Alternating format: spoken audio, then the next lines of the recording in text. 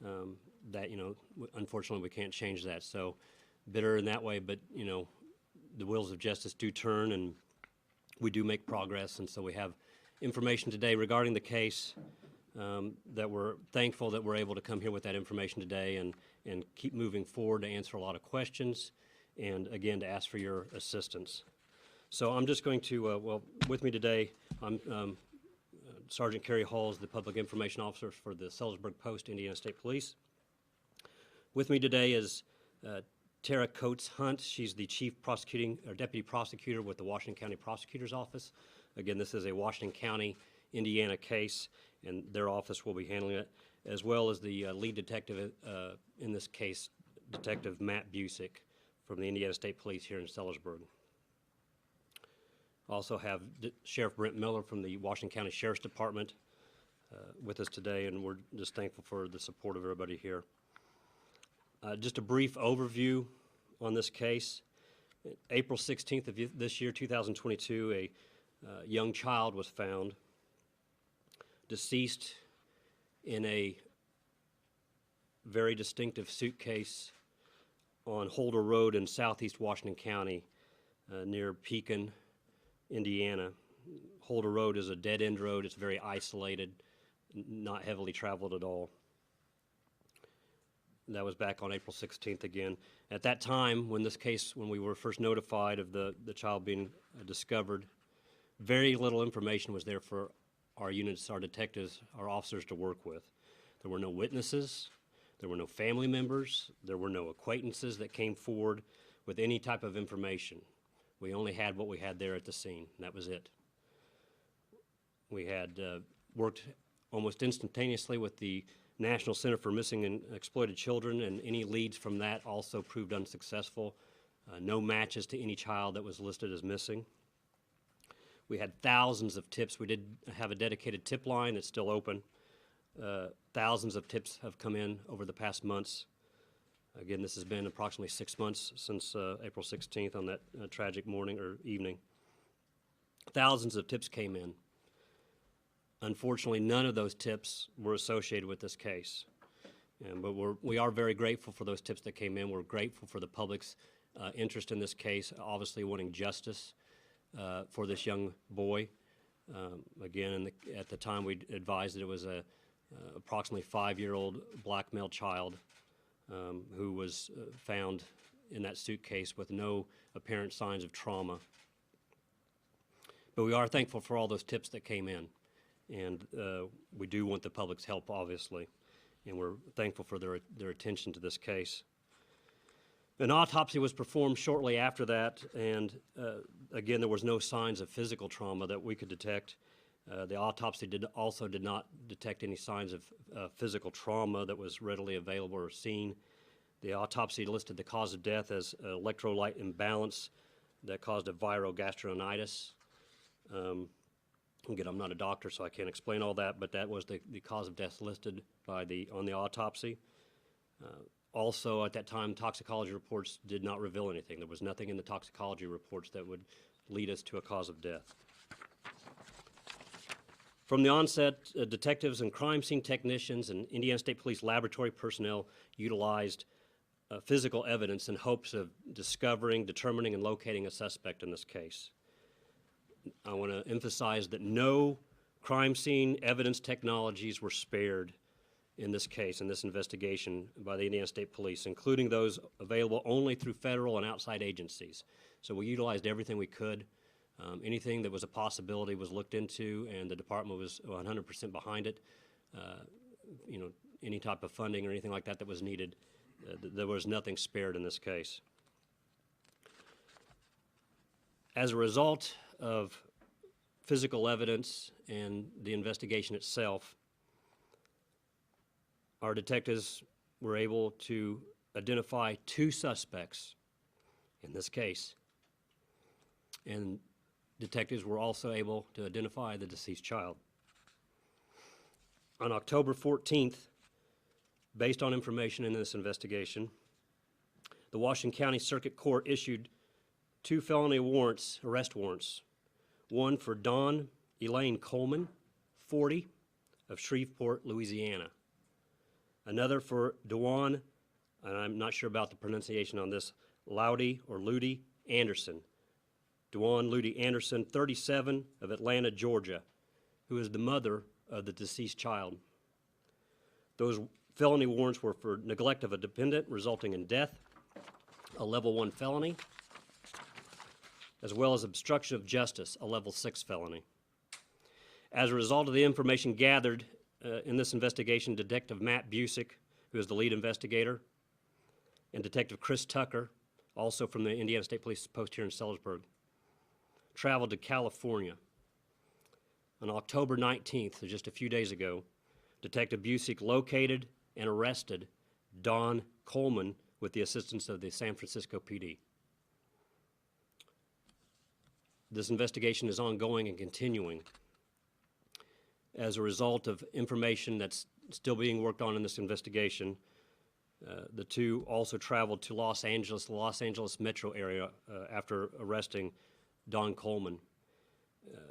They were unsuccessful in locating Dewan Anderson, where they believed she could possibly be. Again, the investigation continues, and as a result of information that's gathered on Tuesday, October 25th, the Washington County Circuit Court issued an arrest warrant for murder for the mother, Dewan Anderson. Again, units were unsuccessful in locating Dewan Anderson in the Los Angeles metro area, if I did not make that clear. On Tuesday, that arrest warrant was issued for murder for Dewan Anderson. Dewan Anderson is currently at large. Again, she is the mother of the deceased. She is described as a black female, approximately 5'5", around 135 pounds. In her last known photo, which I have here courtesy of the Louisville Metro Corrections Department, she had dark brown hair at that time, short, dark, very dark brown hair. Again, this is the last known official photo that we have of her. We're going to attempt to get better photos. We believe we can get a better photo. Again, she's from Georgia, and we're going to attempt to get a better photograph of her for you.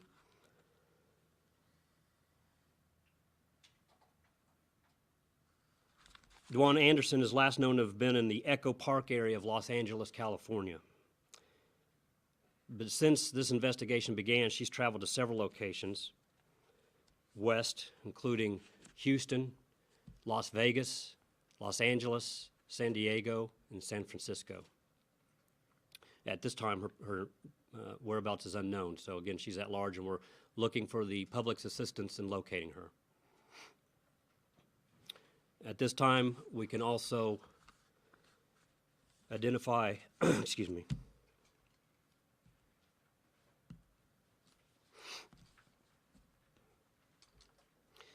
identify the young man that was found in the suitcase.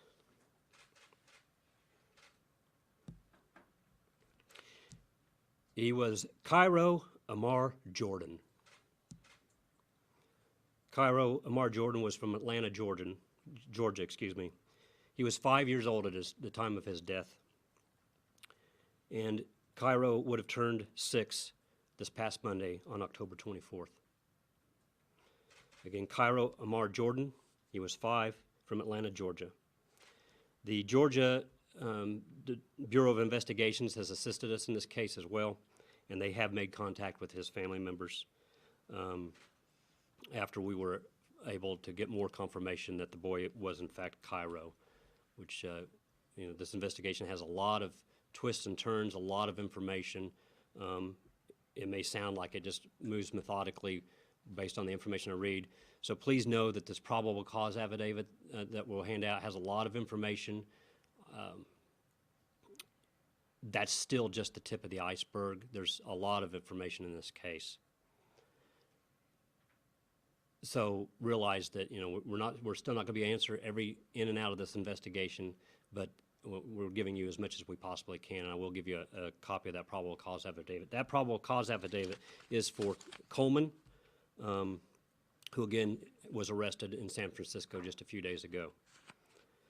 That's all the information I have at this time. Detective Busick, would you like to make any statements as far as? No. You good?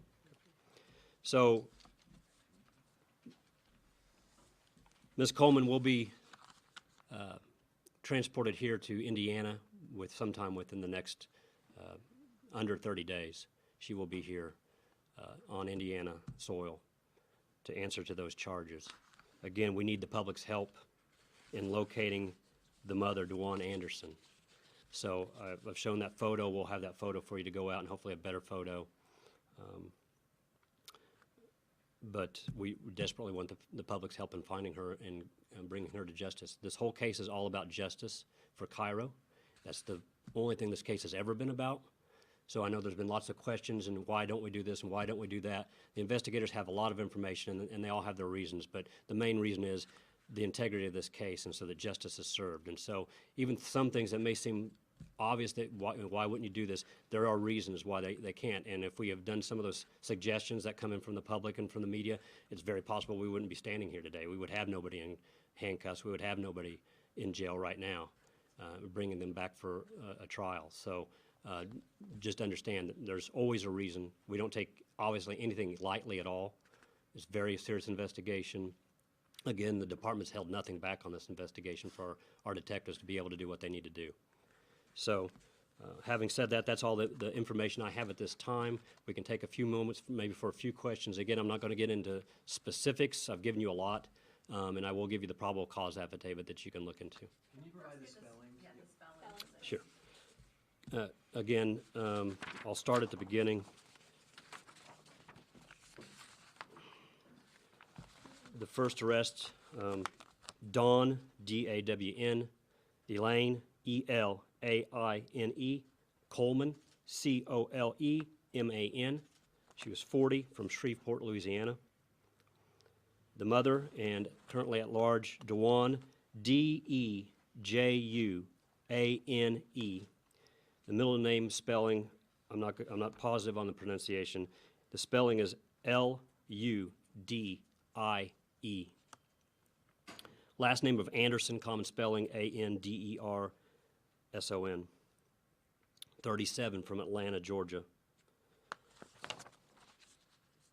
Cairo, Amar Jordan. C-A-I-R-O-A-M-M-A-R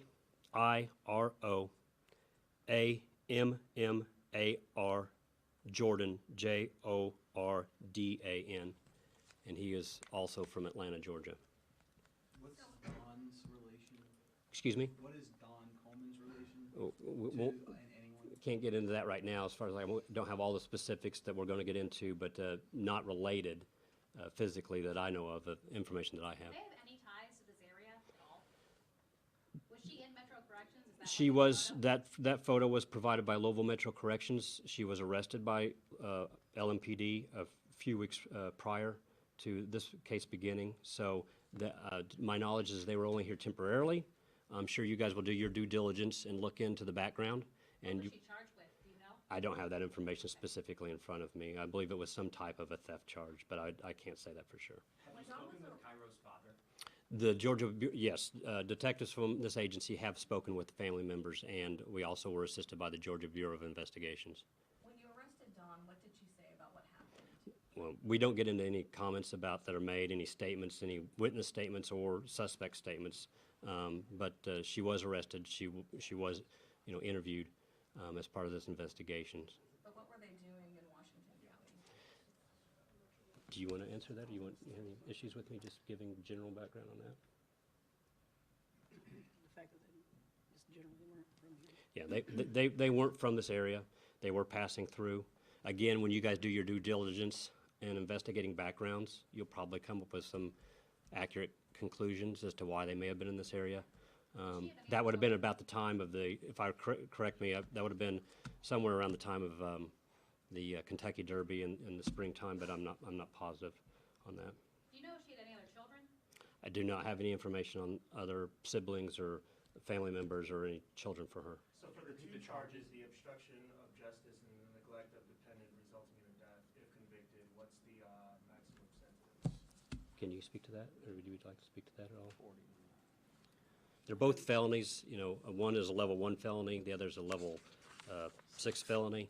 So a level 1 felony is basically, it's the most serious other than murder, which is just listed as a felony. A level 1 felony is the most severe felony. So it's, I don't have the specifics right now as the maximum they could be sentenced to. Have they offered any kind of suggestion or why they left the child in a suitcase in a dead road? Again, lots of information, and some information is in the probable cause affidavit. We're not going to speak to that this morning. Again, it is an ongoing investigation. We're still looking for one, but there's a lot of information that you will have access to in the probable cause affidavit. So we don't speak as an agency. It's our rule not to speak towards any statements or any motives. We don't speak to any of that. Are both of the charges for both of the individuals, the first? The first 2 charges I listed, neglect and obstruction of justice, those charges stand for both. We have a murder warrant listed for DeJuan Anderson, the mother. Can you address at all why this has become a murder case? Again, just information that's gathered.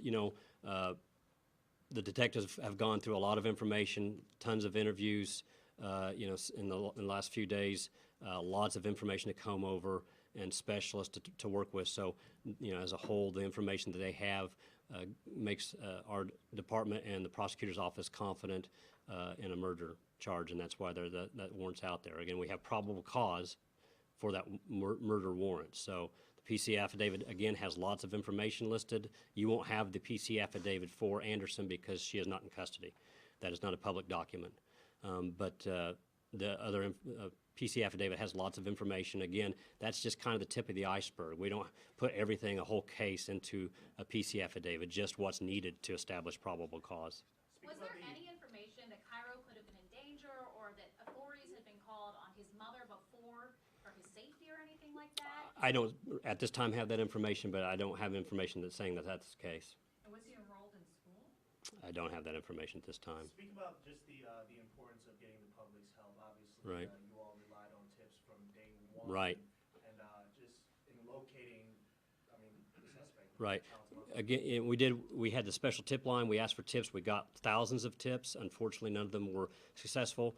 To my knowledge, Cairo, or to our knowledge, Cairo was never listed as a missing person. He was not listed as a missing child. Nobody ever reported him missing. So that would have helped, obviously, had that information been in a system someplace. So that's responsible. People who are responsible for his care and well-being have to do that. That's nothing we can control.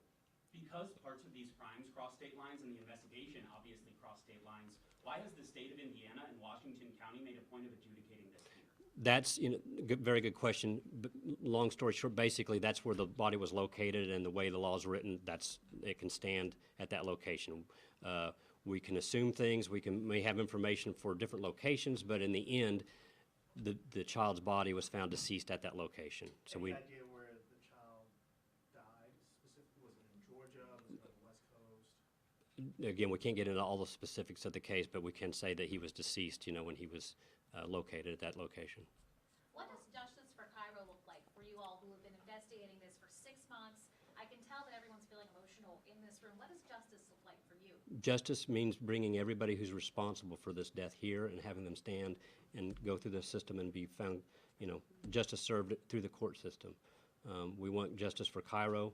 Many, many sleepless nights for our detectives and officers involved in this. It's not just our department, it's the Washington County Sheriff's Department was the first officer on scene. The gentleman who found him, the mushroom hunter, if you recall from the original news release, who found him, the whole community came together. Many of you were there for the funeral where he was laid to rest and given a proper burial and the recognition that we could and the honor that we could for him at that time. So justice, for everybody means bringing those responsible for his death before the public to stand trial. The break in the case then was physical evidence that led first to the suspects or first to identifying Cairo? Physical evidence, and again, I won't get into exact physical evidence, but physical evidence led to suspects, and, as the investigation continues, it all kind of snowballs or expands. How difficult or easy was it to find Dawn Coleman, and where was she found exactly in San Francisco? I don't have the specific location where she was located, but, you know, our detectives, our crime scene analysts, our crime scene technicians have a lot of advanced technology and systems at their use to look in and you know, utilize. Sometimes it's successful, sometimes it's not, but they had a lot of different technologies that they utilized.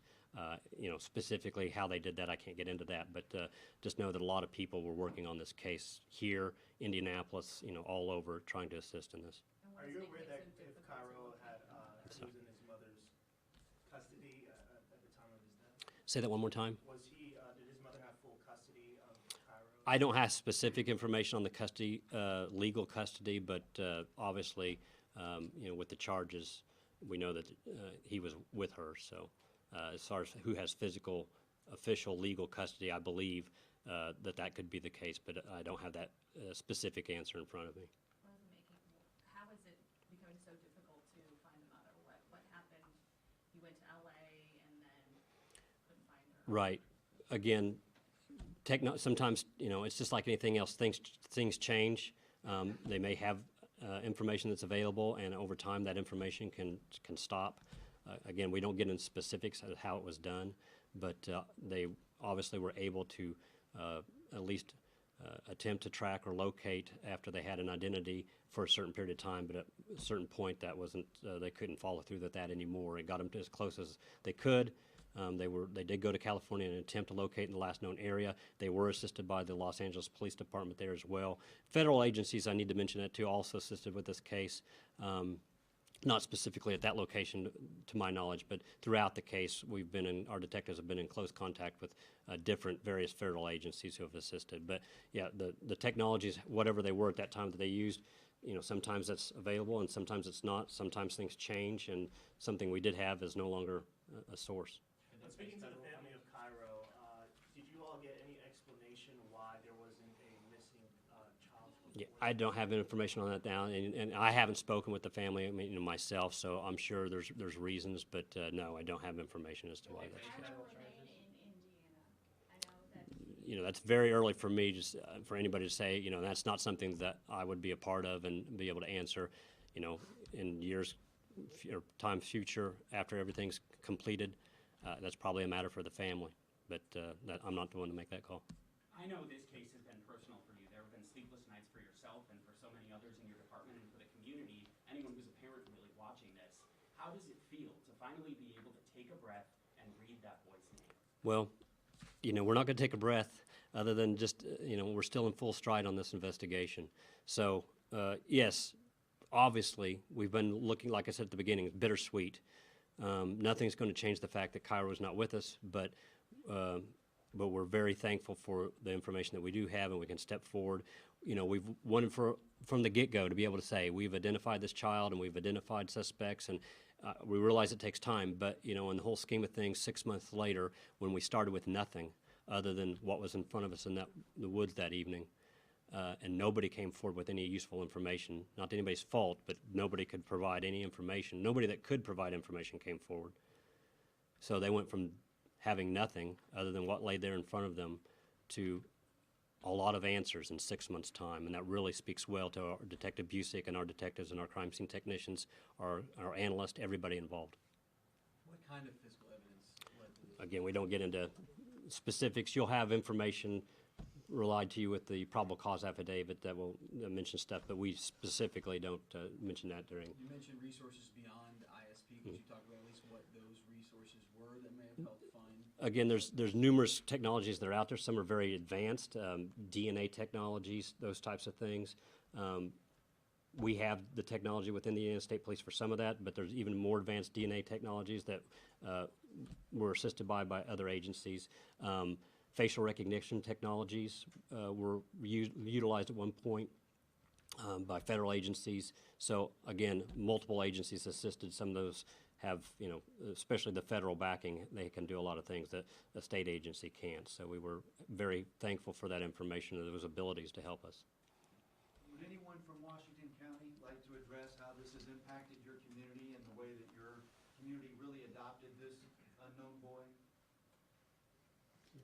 I mean, excuse me, I'm sorry. I can personally speak, and if Sheriff wants to, I'm also from Washington County. It was my pastor who led the service, the funeral service from my church. So the community really came together and was very emotional and traumatic. You know, we had candlelight vigils, but it's impacted the community tremendously. Why is this child here? But Sheriff, would you like to say anything? I could only echo what you've said, Gary, about that and how that's impacted the community and everybody coming together. And we appreciate, you know, all the hours that has been spent by the Indiana State Police and other law enforcement agencies, you know, to identify this child and to identify suspects and to get at least one of those suspects in custody at this time. And hopefully with the help of the community, we'll be able to get the other suspect, you know, in custody in a timely manner so that we can bring them both back here to Indiana to bring some closure to this case. Is Don Coleman being cooperative, would you say, in this investigation? Again, I can't get into statements or anything like that at this time. So again, you'll have information that's listed in the probable cause affidavit that may assist you in some of those questions. But yes, it's very traumatic. Again, I started to say earlier, a lot of sleepless nights, especially by the detectives involved. Detective Busick has spent numerous hours, and not just Detective Busick, but he is the lead investigator and has done an outstanding job. But all the detectives involved and the people involved in this case, so much information to comb over, to read through, to scan, to watch, hours upon hours. And obviously, you know, the people at the scene, the events that they saw unfolded before them that evening. Sheriff Miller's deputy was the first on scene. Very traumatic, you know, event for him. So it's affected the community as a whole very deeply. So I don't have any more specific comments. I think that covers what we want to say here today. So again, once we're done here, I will get the copies of the probable cause affidavit to each of you. But the number one thing at this point is we have a suspect that's at large. We have a murder warrant for DeJuan Anderson, and we need the public's help. No matter where you live, anywhere in the United States, possibly, you know, out of the country, we can use help locating her. So for Cairo, help us locate her for Cairo so justice can be served for him. Thank you. I know you did this at the beginning, but would you say and spell your name again, please? Sure, it's Sergeant Carey Hull, Careyhuls. Thank you.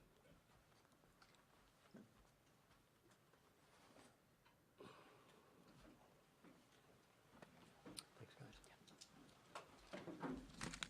Good job, appreciate it. Good job. Hope I said everything appropriately. Good, good. All right, I have 8 copies of this right